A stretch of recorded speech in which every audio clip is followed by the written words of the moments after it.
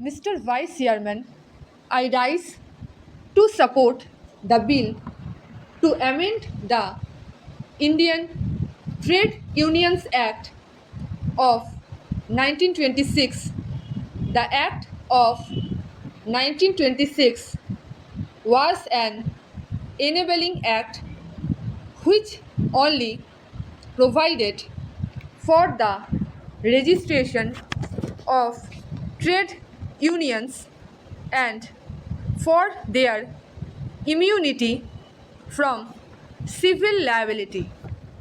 It is well known that before that act came into being, trade unions were held liable for the losses suffered by industry during a strike.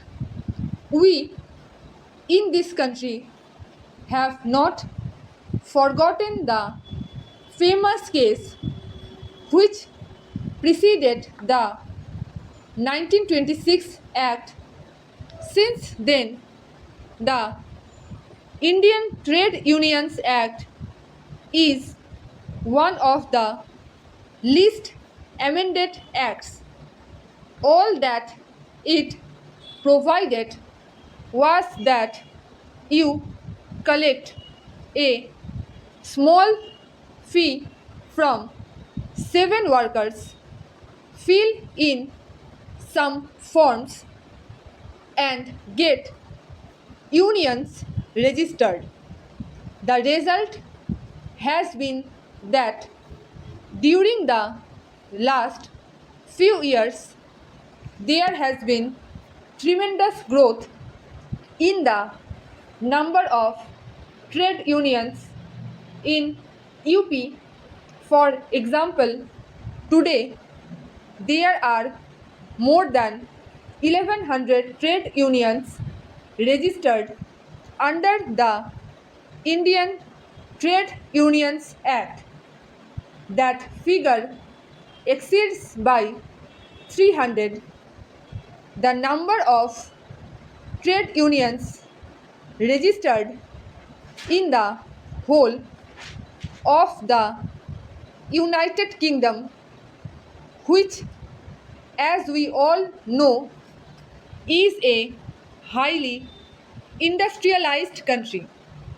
Sir, it is time that we took certain steps to strengthen trade unions to see that we have industrial unions representing the entire force of workers employed in particular industries rather than have mushroom growth of unions get registered this year and disappear next year.